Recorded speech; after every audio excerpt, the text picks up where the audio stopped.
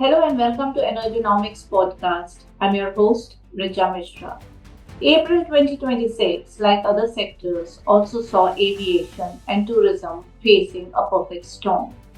According to analysts, India's aviation sector is facing an estimated rupees 18,000 to 22,000 crore net loss due to combined impact of West Asia conflict and a year-long airspace ban by Pakistan. Geopolitical tensions have severely disrupted international flight paths, forcing carriers, including Indian carriers, into lengthy and costly detours. The West Asia crisis has triggered what the International Energy Agency describes as the largest supply disruption in the history, primarily due to the effective closure of the Strait of Hormuz. This has led to extreme volatility in crude oil and international gas market. The mid-April ceasefire has recently cooled prices from their historic peaks. The ripple effect can be seen on fuel costs. In the aviation sector, fuel costs typically account for about 40% of operating expenses. It has surged to nearly 55% of costs for some Indian carriers. The Indian government has significantly increased the export duty, often called the windfall tax, on aviation turbine fuel or jet fuel to ensure domestic availability during the ongoing West Asia conflict. Willie Walsh, International Air Transport Association's Director General, has reportedly said, and I quote, the IEA's assessment of potential jet fuel shortages is sobering. We have also estimated by the end of May, we could start to see some cancellations in Europe for lack of jet fuel. This is already happening in parts of Asia. In this episode of Energonomics, my guest, Mr. Kirti Rao, former Executive Director Finance, Air India, and founding Chief Financial Officer, Air Kerala, dissects for us the challenges which the aviation industry faces. Hello, Mr. Rao. Thank you for joining us. Thank you. Nice being there. Yeah. Mr. Rao, my first question comes from the fact not as a journalist or a reporter, but from a person who also requires to travel. What contingency plans can be done to ensure supply security? Is airport rationing a solution? See, currently, as you rightly summarized, the aviation industry is really going through one of its toughest phases, so to say. The airlines are having a multi-edged sword that they need to handle, and it's extremely, extremely difficult for them to do this balancing act. How to increase the prices, how to ensure that the aircraft takes off on time, and stuff like that. And as you rightly said, 40%, 50% is fuel cost, and that's the big one large component of the entire costing of an airline. Again, having said that, you can't just drastically increase the prices of the tickets. So one needs to do a very, very careful balancing act. Now, how to ensure supplies is not something that an airline can really control because, as you know, it's predominantly OMCs which distribute. So currently, I believe we are adequately kind of having stocks to take care of the immediate future for probably a month or so.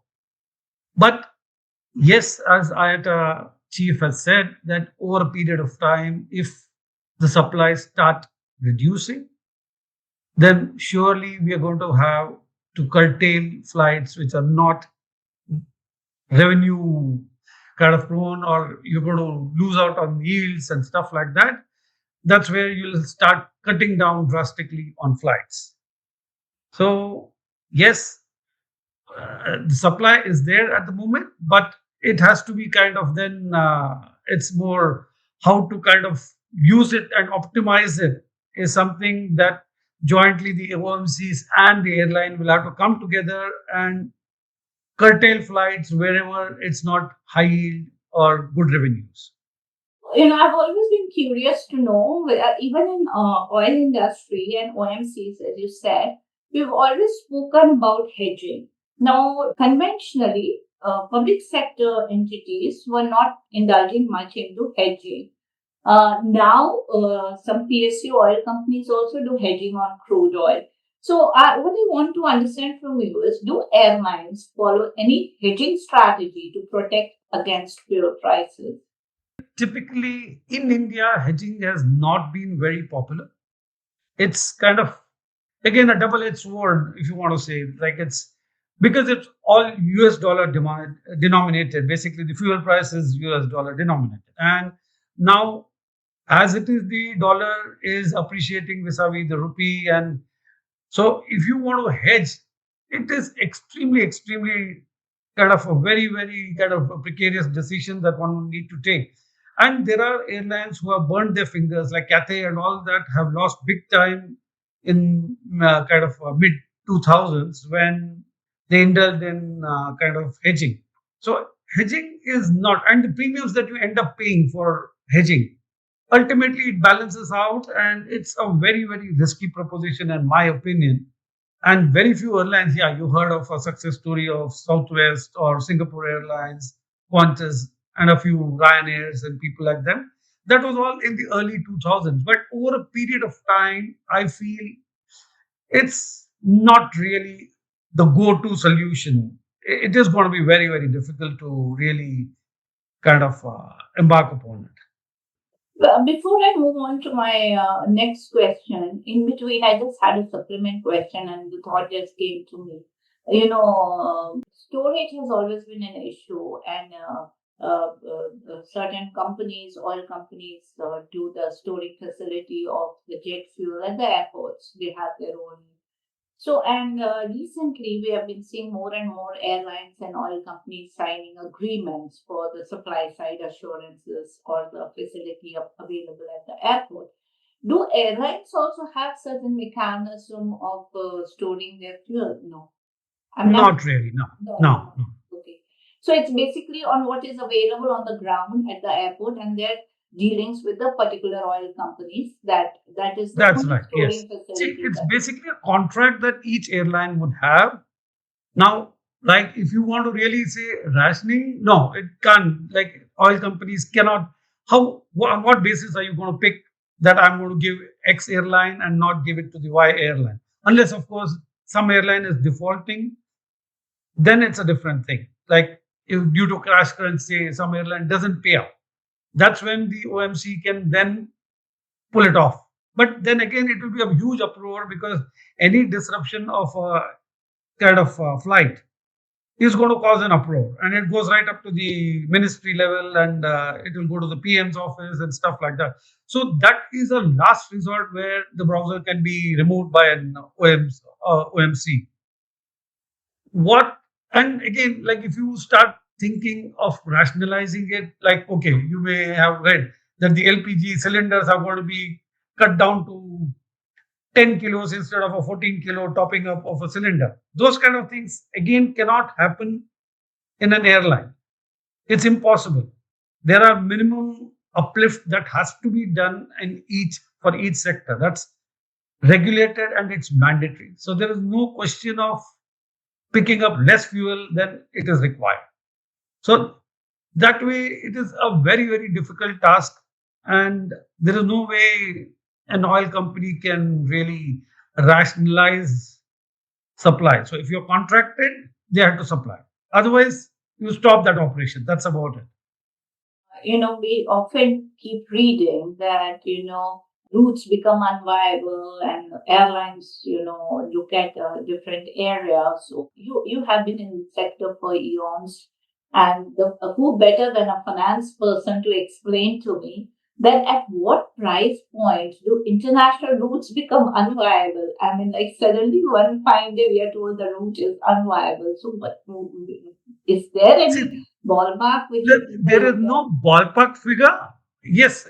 See, to establish yourself in a market, it takes a lot of efforts, and there is a lot of groundwork that's done, and you're there for a purpose. You've done some market study, decided to operate to a particular sector, road, station.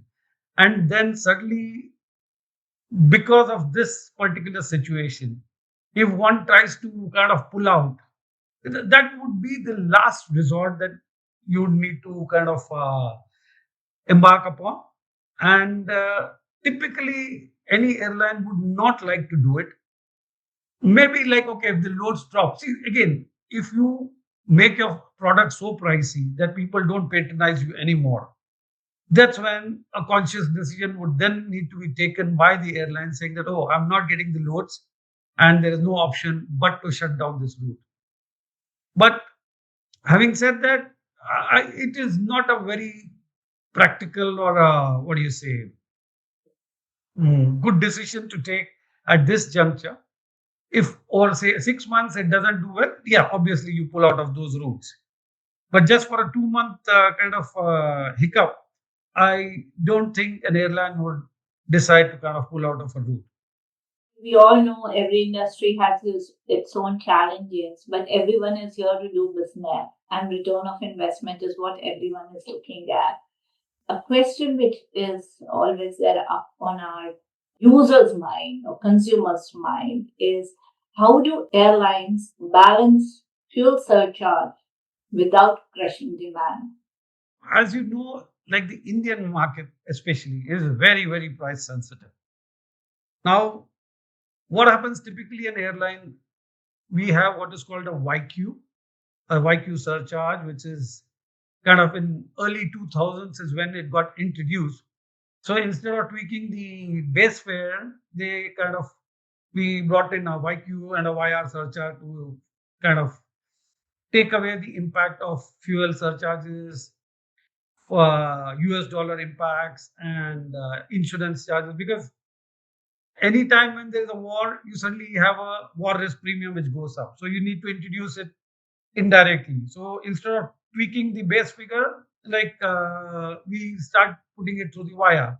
Same way, the YQ is a mechanism that is tactfully used by airlines, and which you saw recently, where say from 300 to 1,000 rupees almost is the domestic YQ that has been increased. Likewise, $25 upwards for international routes. So airlines use this as a tactic to kind of sustain or absorb a little bit and pass it on to the passenger ultimately. But that's a very tricky situation again. If you make it so expensive that there's no demand, then again, by just having a flight with a high price with no loads doesn't make any sense. So, like as a finance man, yes, I will insist, oh, okay, we have to absorb this cost, so pass it on, make the ticket pricey. But the commercial guys are obviously going to come down heavily and say, sir, that's not going to happen because there's only that much. So some of it will have to be absorbed by the airline and some of it will have to be passed on. So it's a kind of balancing act. So sectors where you can load it more, probably one can try that. Although currently that's not being practiced because it's just distance based. But maybe soon they will start embarking on something where some sectors like the trunk route, say Bombay, Delhi, is doing extremely well. You load it with a higher YQ surcharge or something of that kind, and say a Bangalore, say I'm just giving that as an example, doesn't do well. You keep the YQ at a lower rate so that the flight goes full and ultimately the revenue is optimized. So basically, what we're talking about is to develop more dynamic pricing, based on That's right. and regions. That is one way of kind of taking care of this. My last question to you, Mr. Rao, which comes is that, a situation like what we are facing today, in recent past, we are seeing more of such instances or geopolitical tensions coming and implications being felt across sectors. So for aviation sector, what are the learnings which we have and which we could work towards so that we don't face an complete crisis situation? These are unavoidable. So there is nothing that an airline can do about this geopolitical imbalance. The only way out is to keep the cost low. But then again, like even if you say I take a low cost model, the low cost is only the pricing of the ticket. All other costs that are there, whether it is a landing, parking, ATF, or insurance, or anything, everything is on par with a full service carrier. So, for an airline to really say, oh, how will you safeguard or how will you protect yourself going forward? No, there is no one way of doing that except keeping the cost low. But there is a limit to which you can keep the cost low because certain things are beyond the airline's control unless the government decides to give subsidy for all these things. Or, like, say, GST is one thing that they can introduce probably for ATS, which is still under VAT. So, at least we start getting the input credits and stuff like that. That will take care of a small portion of the kind of, well, other than that, I don't see maybe the royalties at the airports, which the airport operators charge. Those are things that can kind of be reduced or subsidized or whatever. That's the only way an airline can really kind of withstand the impact of these kind of things. My takeaway from our conversation as I conclude is that all stakeholders have to be equally responsible for what we are facing, and by all stakeholders I mean the industry, the policymakers, and the consumers. I mean, like the whole, everyone has to be Oh, yeah. equally responsible and share the burden. Once upon a time when we were taking baby steps in writing as energy reporters, we would say burden sharing mechanism. Like all three stakeholders have to share the burden, so that. And as you rightly pointed out, there can be no perfect mechanism in place to protect against such uncalled for situations. So I guess we'll have to remain optimistic and see what happens. Yeah, fingers crossed. That's all that we can really do. As Richard Branson said, Sir Richard Branson said, like, how to become a millionaire is what it is. So we are all in that business, but that's the way it is. And I just hope that we don't face a situation of just 2 months or 1 month of jet fuel being available and flights being cancelled. Yeah. So let's hope better sense prevails on the people who are at war. Yes. Also, we'll keep our fingers crossed. And on that optimistic note, Mr. Rao, thank you so much for spending this time with us in between your hectic schedule. Thank you so much. Thanks, Richa. Thanks. It was a pleasure. Thank you. This is all we have in this episode of Energonomics. Thank you. For the first-time listeners, Energonomics is a podcast and video series which focuses on decoding the complexities of the energy sector. We try to examine how geopolitics, government policies, and economic shifts impact energy prices and security. Through the episode, we try to dissect and demystify the issues which have a direct impact on you and I.